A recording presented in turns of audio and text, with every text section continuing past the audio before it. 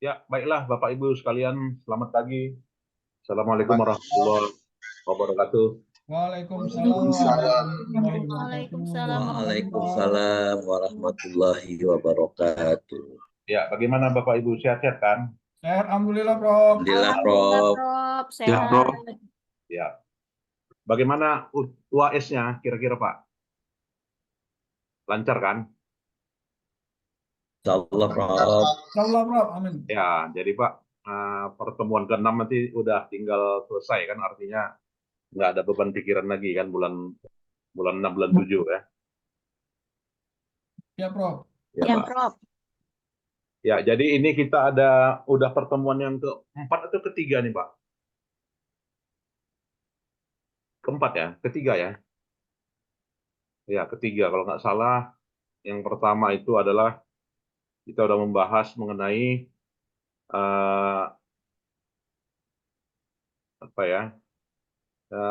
positive accounting theory.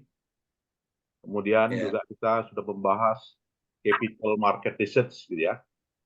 Kemudian juga sekarang adalah behavioral research in accounting ya, dengan sumber literatur dari Godfrey ya, dari Wiley tahun 2015 2000 berapa nih? 2022 yang salah.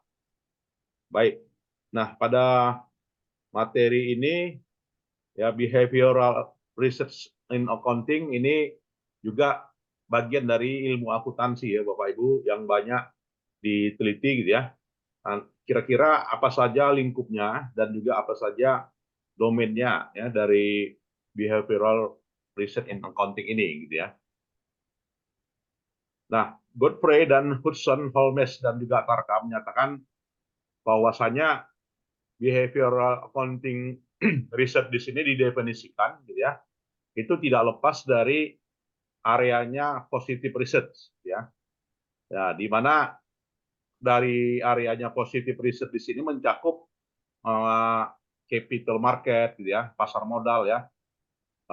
Riset-riset pasar modal masuk di dalam lingkup positive research gitu ya. Di mana menelaah gitu ya, menelaah surat berharga ya, atau juga reaksi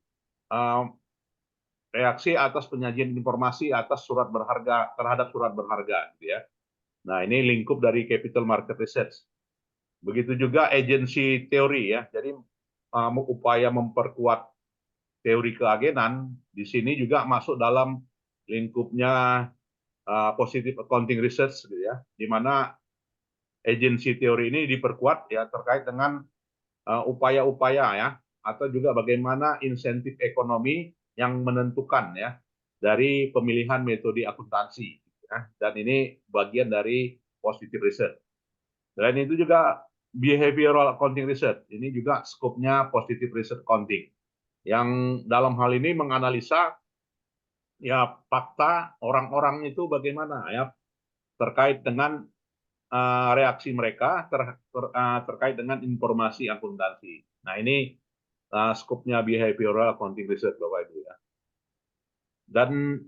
Dan behavioral accounting research juga di sini didefinisikan lebih makro gitu ya. Jadi lebih makro dan agregatnya mencakup pasar modal ya.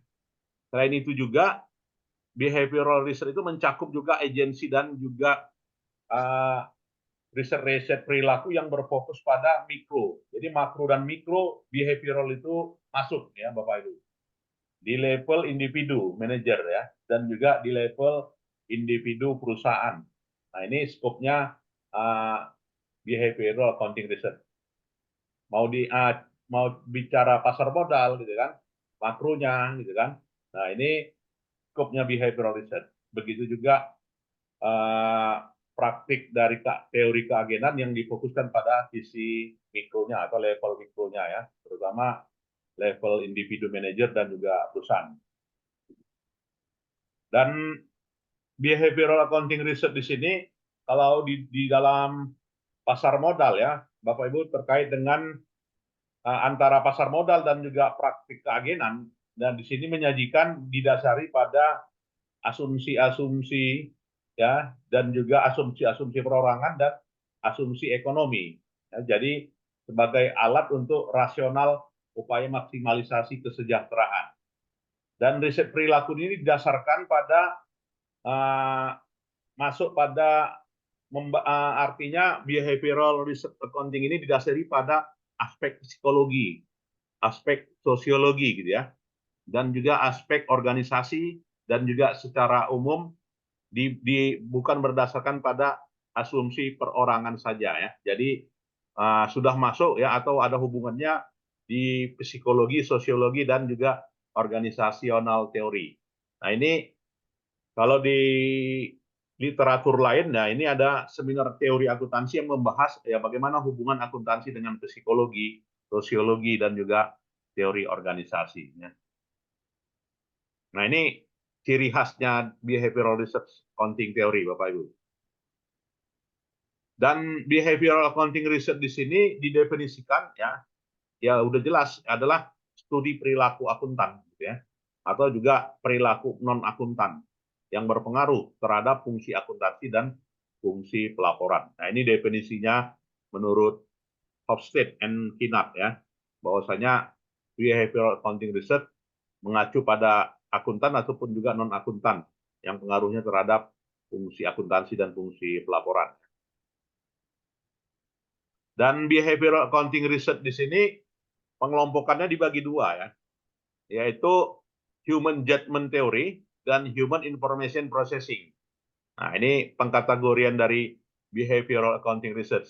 Nah, jadi Bapak Ibu yang berminat berkaitan dengan implementasi sistem A, ya. Nah, itu menunjukkan bagian dari behavioral accounting research ya.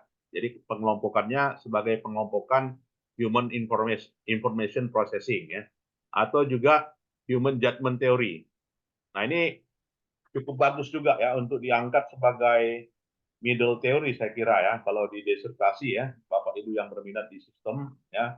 Nah ini behavioral accounting research ya, terutama sistem informasi 4 ya, mengusung human judgment theory atau juga human information processing ya. Nah ini apa juga ya teori yang jarang digunakan orang ya. Nah, bagaimana kita lihat aspek pertimbangan ya, aspek judgment dan juga pengambilan keputusan oleh akuntan dan juga auditor, serta pengaruh dari pertimbangan itu ya dalam pengambilan keputusan. Nah, disinilah nantinya kita akan menjelaskan dan juga memprediksi kira-kira perilaku itu sejauh mana dampaknya dalam pengambilan keputusan. Nah, ini lingkupnya. Dan seberapa penting ya, seberapa penting behavioral research accounting di sini gitu ya.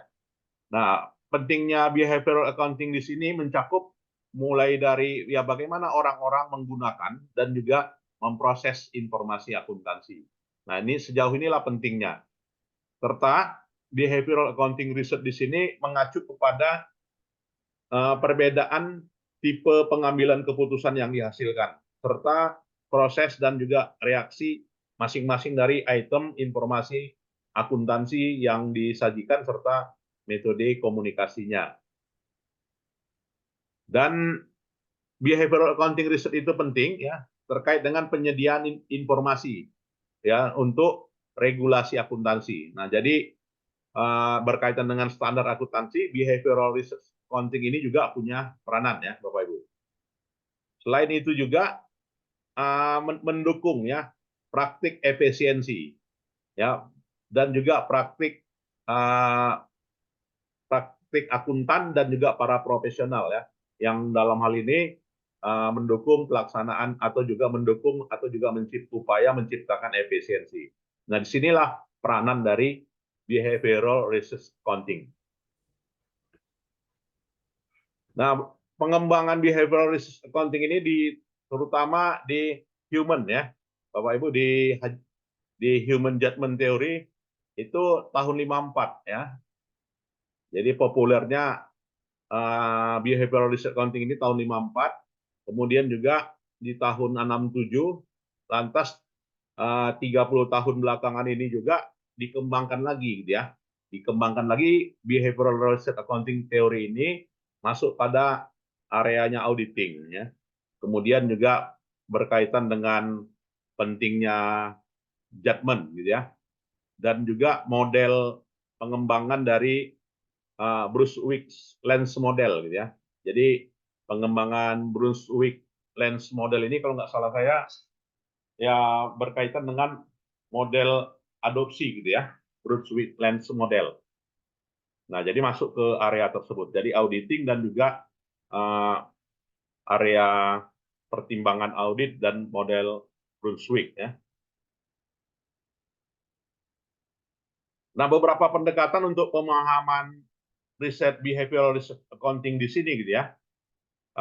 Ada 3 pendekatan ya. Ada 3 pendekatan. Nah, ini mungkin Bapak Ibu bisa mengembangkan ya, yang minat behavioral research accounting teori di sini, Brunswick Lens Model ya. Model dominan apa saja yang berperan, kemudian model proses penelusuran ya terkait dengan apa ya, decision tree ya atau pohon keputusan, serta menggunakan pertimbangan ya metode probabilistic judgment yang didasarkan pada Bayes theorem. Nah, di sini ya kalau areanya adalah pemrosesan sistem informasi ya. Nah, di Brunswick Lens Model di sini, ini model adalah model yang menganalisa, yang kerangkanya didasarkan pada judgment ya. Jadi yang menelaah atau juga melakukan studi mencakup prediksi, ya mulai dari prediksi kebangkrutan ya, serta mengevaluasi pengendalian internal. Nah, ini kerangkanya Brunswick Lens Model. Nah, artinya di sini adalah BAR ya, bagian dari BAR ya, behavioral research, behavioral accounting research.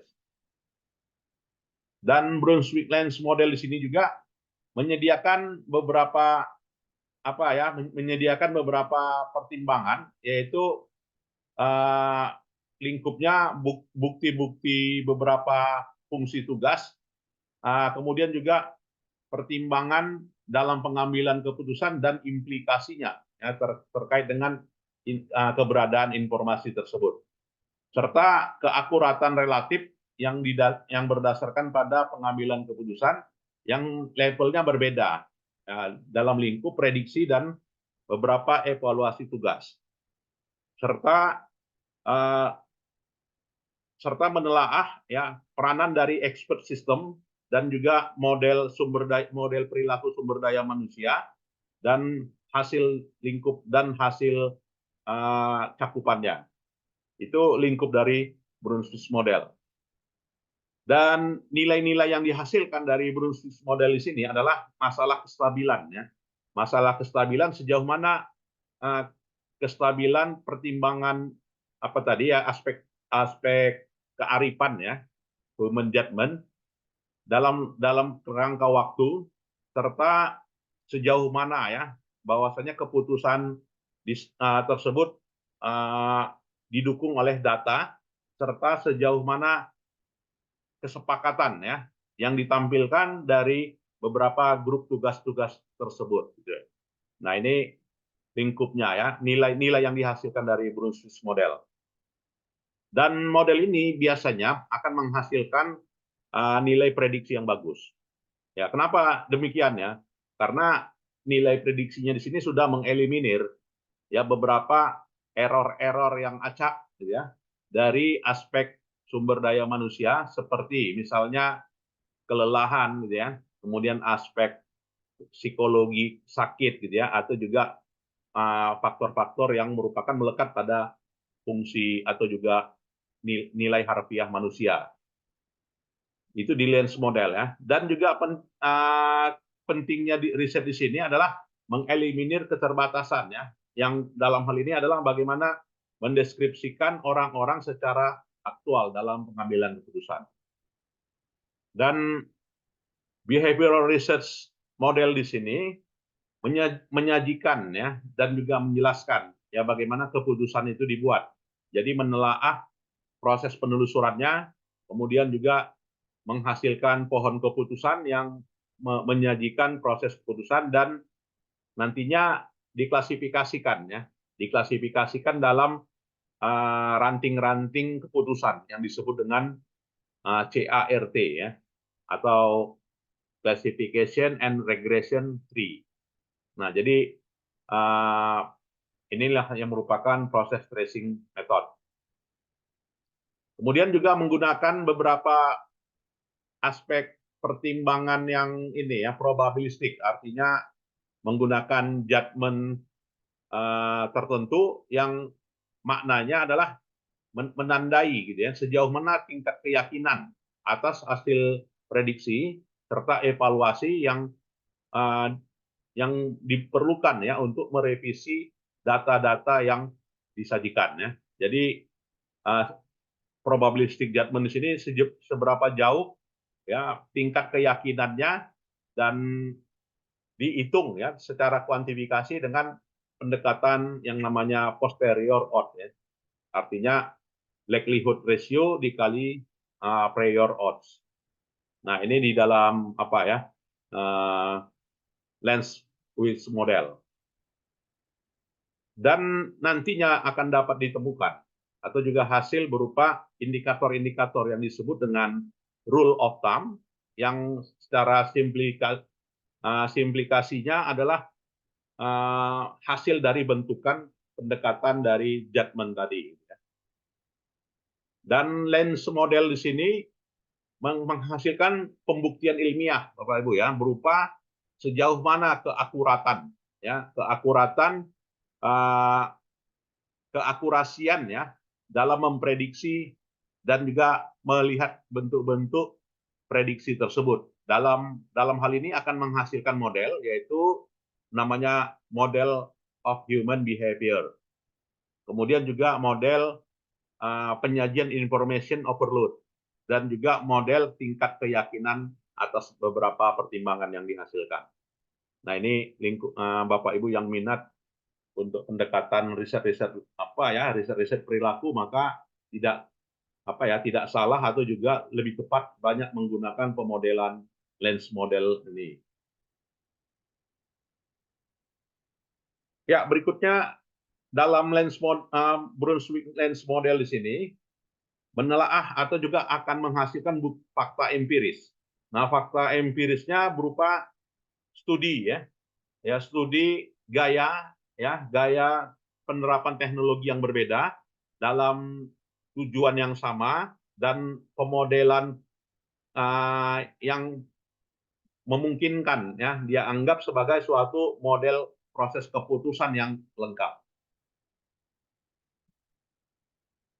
Nah, untuk bicara bicara pengambilan keputusan, maka di sini dilandasi pada format dan juga bentuk-bentuk presentasi penyajian pelaporan. Nah, LIBI tahun 76 memberikan 3 pilihan ya untuk meningkatkan pengambilan keputusan berdasarkan pada perubahan dan juga penyajian jumlah informasi, kemudian juga pendekatan pengambilan keputusan secara educating dan juga keputusan pengganti yang diambil terkait dengan model yang ideal ya yang dianggap sebagai suatu model yang dianggap pilihan tertimbang ya dari secara keseluruhan akan didapatkan yang namanya model tertimbang dan model tersebutlah sebagai replacing model. Waduh.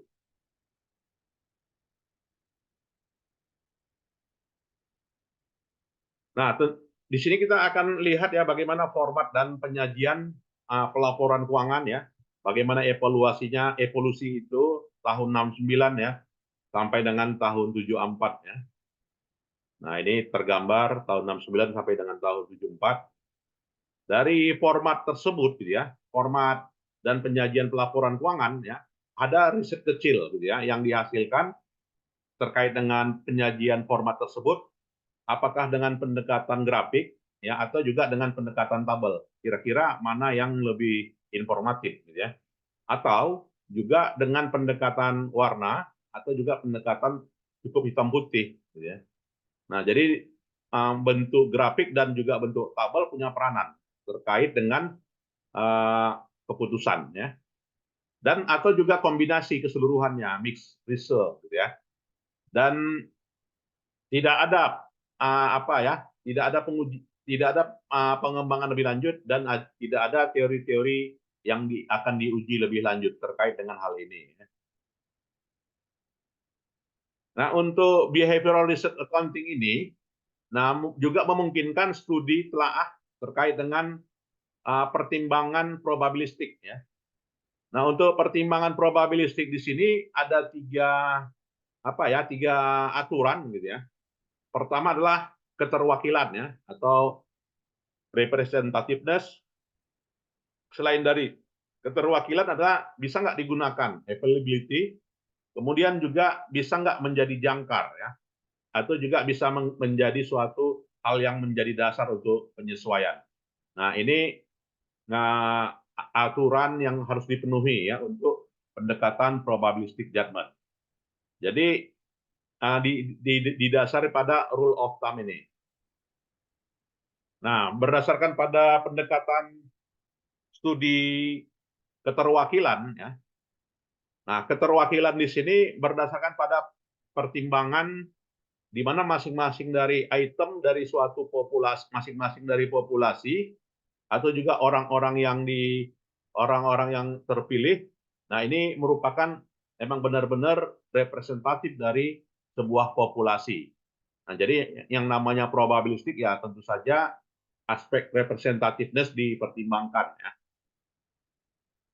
Selain itu juga studi probabilistic judgment di sini yang bagian dari apa tadi ya, bagian dari behavioral research accounting di sini harus memiliki rule of thumb yang namanya availability.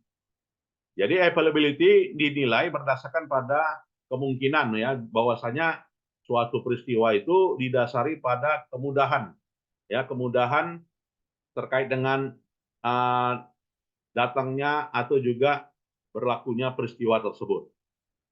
Selain itu juga probabilistic judgment studies di sini didasari pada ensuring ya and adjustment yang dalam hal ini ditandai dari sejauh mana respon yang didapat ya, respon yang didapat serta informasi yang ada dapat digunakan untuk menyesuaikan respon-respon yang ada. Nah, ini model pemodelan dari apa tadi ya Bapak Ibu ya, behavioral research accounting. Dan bagi akuntansi dan keperilakuan di sini gitu ya, lingkupnya atau implikasinya adalah ya perlunya diterapkan teknik ya, teknik untuk menginterpretasikan sejauh mana informasi itu dilaporkan dan dari berbagai sudut pandang ya, atau juga dari berbagai perspektif.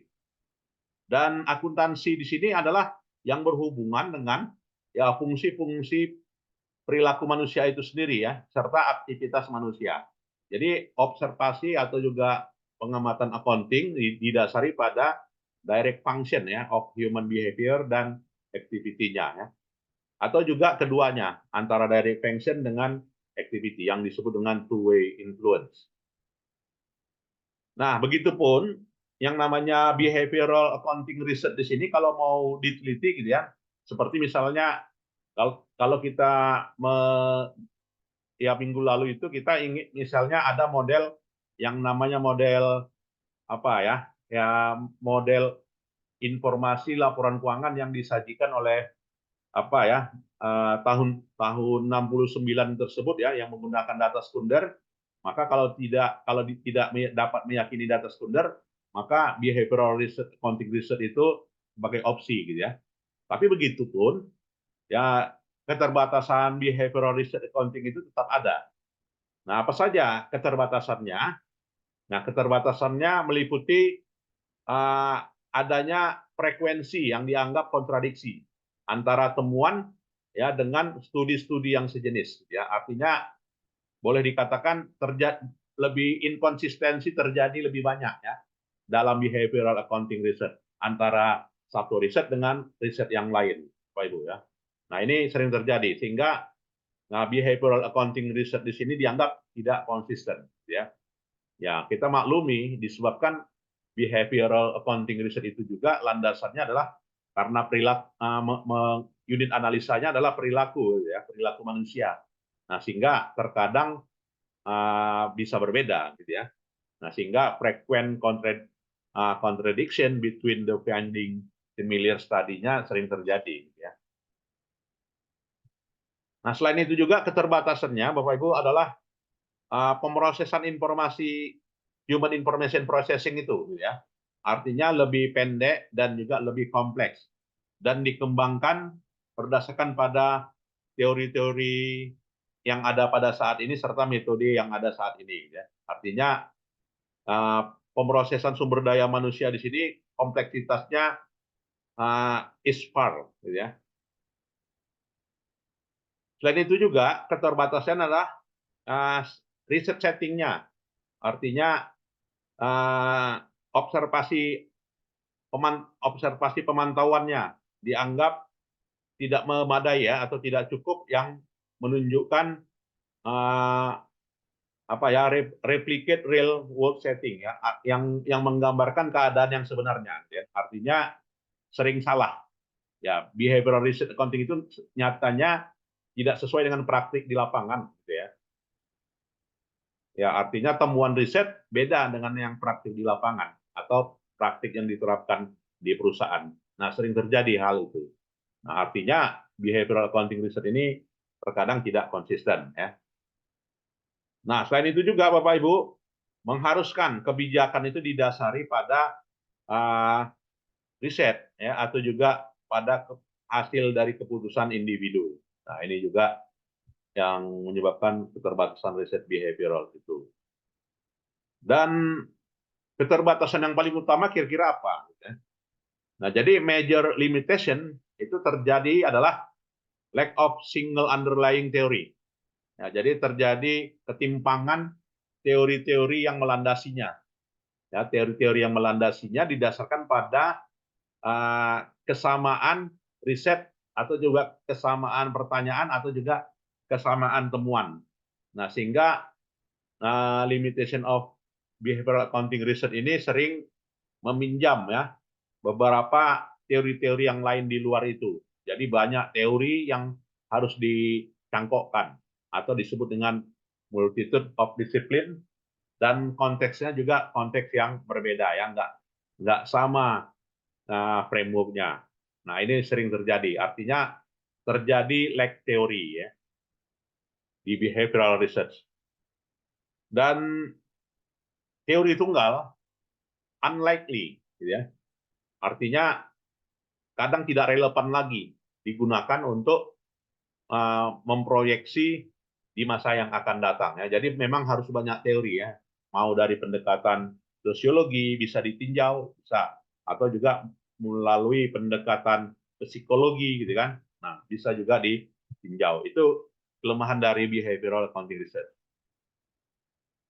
Nah, bagi auditor apa kira-kira isunya ya atau hal yang perlu menjadi fokus perhatian? Nah, jadi bagi auditor terkait dengan proses audit yang dilakukannya, di mana proses audit yang dilakukannya itu sering mengacu kepada kotak hitam. Ya, artinya ada target. Kotak hitamnya berupa di mana melihat karakteristik yang terbaik dari seorang auditor, serta melihat beberapa faktor-faktor yang berdampak ya terhadap dampak dari auditor yang menggunakan judgment, ya kira-kira faktor apa saja yang mempengaruhinya. Nah, ini jadi fokus perhatian dari sudut pandang auditor. Serta peluang riset ya untuk mengembangkan lebih lanjut terkait dengan keseimbangan realism dengan kesederhanaan di set risetnya. Ya, artinya isu bagi auditor ya antara balancing realism ya dengan riset design. Nah, ini perlu keselarasan. Nah, jadi memang kalau diringkas ya dalam behavioral research accounting di sini kita harus memiliki pemahaman yang baik ya terkait dengan ya bagaimana orang-orang bisa menggunakan informasi akuntansi tersebut dan juga menginginkan ya dan juga menginginkan menelaah ya secara aktual perilaku itu dan implikasinya terhadap proses pengambilan keputusannya. Dan behavioral accounting research di sini dapat menggunakan atau juga menjelaskan perilaku prediksi dan juga improvisasi dalam pengambilan keputusan. Untuk area riset gitu ya. Nah, maka dalam hal ini perlunya kita terapkan yang namanya model Brunswick ya kalau mau meneliti behavioral accounting research, Bapak Ibu ya. Jadi Brunswick Lens Model ini merupakan suatu proses yang menelusuri metode apa serta kira-kira pertimbangan probabilistik model yang bagaimana yang ideal. Ya. Dan juga banyak ya keterbatasan dari kelemahan dari behavioral accounting research itu apabila ingin diterapkan ya. Nah, jadi ini beberapa terminologi ya, mulai dari behavioral accounting research, human judgment theory ya, human information processing, ya Brunswick Lens model gitu ya. Ya mungkin nanti ini ya Bapak Ibu ya untuk pertemuan apa ya sisa pertemuan ya, ini kan udah pertemuan ketiga ya, jadi ada 3 pertemuan lagi. Bapak Ibu nanti cari paper gitu ya, cari paper yang terkait dengan behavioral accounting research dan human judgment theory atau human information processing ya, atau juga Brunswick Lens model dan juga classification and regression tree ini, atau juga probabilistic judgment atau juga heuristic. Nah, ini kita bagi ya untuk dipresentasikan ya di Zoom, di mana sisa 3 pertemuan atau 4 pertemuan lagi itu dibagi berdasarkan pada ya masing-masing kelompok ya. Jadi satu kelompok ada 2 orang gitu ya atau 3 orang. Jadi presentasi kita by Zoom ya. Nah, ini mungkin kelompok 1 ya mencari artikel terbaru ya baik 2024 ya dan 2023 mengenai behavioral accounting research. Ya, mungkin dibagi nanti Pak apa ya, Pak Mirza ya. Siap, Prof. Siap, Prof. Ya, behavioral accounting research kelompok 1. Kelompok 2 human judgment theory. Ya, kelompok 3 human information processing ya. Kelompok 4 Brunswick Lens model. Ya, dan kelompok 5 classification and regression tree. Nah, ini cari paper yang terbaru 2023 dan 2024 dari jurnal Q1 atau Q2 ya, Bapak Ibu. Q1 dan Q2. Ini bisa aja nanti apakah penerbitnya Elsevier ya atau juga saya kira yang lebih banyak itu di apa ya, Emerald ya. Di Emerald mungkin mudah Bapak Ibu mencarinya. Nah, silakan dicari yang open access saja gitu kan. Untuk dipresentasikan ya di pertemuan kita yang keempat, 5, 6, dan 7. Nah, ini. Ya, Bapak Ibu silakan ada yang kita diskusikan terkait dengan topik ini. Ya, behavioral research accounting, silakan.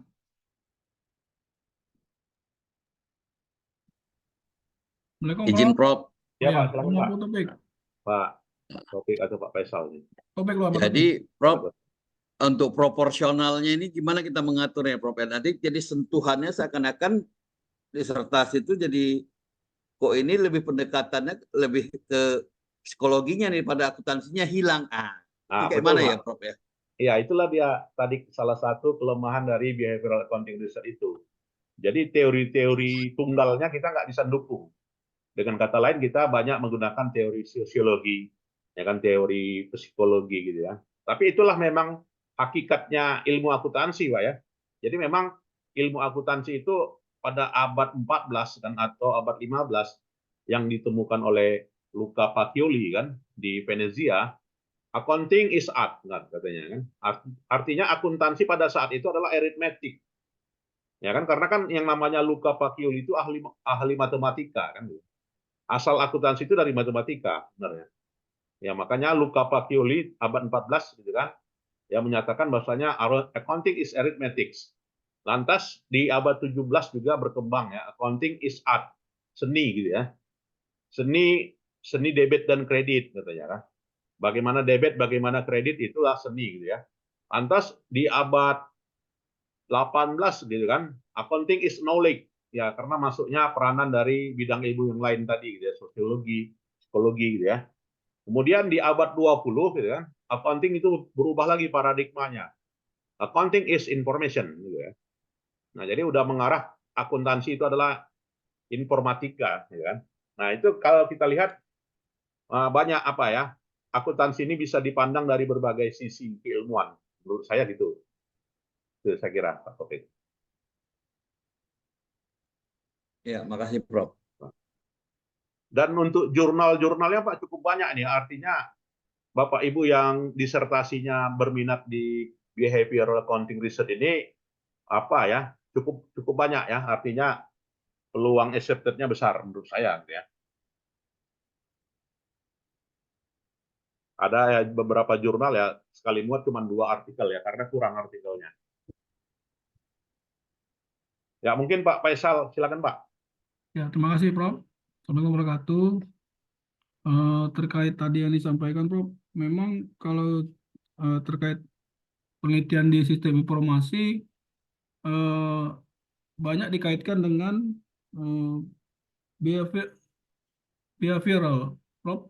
Ya betul Pak. Contohnya misalnya terkait Unified Theory of Acceptance and Usage Theory of Technology itu sering dikaitkan dengan eh, terkait overconfidence, optimisme, dan narcissism. Tiga Ya, itu sering digabung. Jadi makanya tadi Profesor bilang itu tidak sekarang ini penelitian eh, teori grand teori tidak bisa satu, tapi bisa dua ya Prof ya.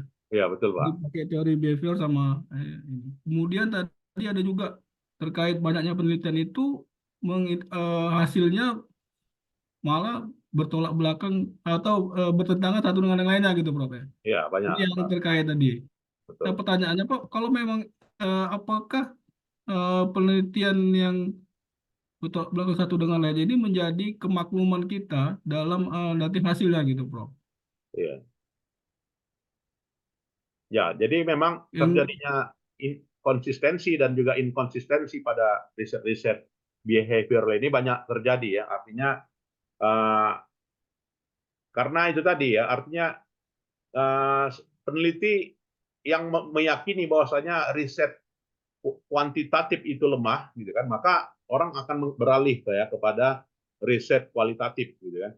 Atau juga riset kuantitatif tadi yang terutama dalam bidang accounting tadi ya, di positive accounting theory ya, mulai dari domainnya pasar modal ya, atau juga domainnya apa ya, behavioral accounting research. Nah, itu pun juga banyak terjadi inkonsistensi hasil gitu ya. Disebabkan juga kenapa bisa terjadi inkonsistensi hasil? Karena ya udah pasti unit analisanya manusia kan. Nah, karena unit analisanya manusia bukan bukan data laporan keuangan, ya kan? Bukan data laporan keuangan, tetapi adalah bagaimana perilaku manusia itu sendiri kan. Nah, kalau kita mengukur perilaku manusia, ya maka tentu saja manusia itu kalau di saat pagi dengan di saat siang, ya kan, dengan di saat sore beda perilakunya, gitu kan? Mungkin orang di siang hari ya karena belum makan siang misalkan, atau juga pada saat sore hari sudah lepas pekerjaan, tentu saja beda apanya, ritmenya, ya kan, berbeda ritmenya. Tentu saja auditor menyebarkan kuesioner gitu kan, atau juga menyebarkan item-item pertanyaan pada saat yang berbeda, sehingga isiannya juga berbeda. Nah, ini yang menyebabkan latar belakang tadi ya, karena berdasarkan pada behavior atau juga timing ya, atau juga berdasarkan pada proses ya, proses yang berbeda. Nah, disinilah penyebabnya gitu kan, atau juga uh, informannya juga berbeda gitu kan. Nah, ini tentu saja juga turut mempengaruhi hasil. Nah, beda kita dengan data sekunder ya Pak ya, atau juga kita beda menggunakan information dari financial reporting ya. Tentu perbedaannya bisa aja disebabkan oleh karena ukuran perusahaan gitu kan, atau juga klasifikasi perusahaan, atau juga skopnya kan. Nah, sehingga atau juga regulasinya ya yang menghasilkan laporan keuangan berbeda ya, tapi nggak terlalu banyak gitu ya. Nah, jadi inkonsistensi human research itu human behavioral research accounting itu disebabkan oleh unit analisanya kita manusia. Ini sebabnya.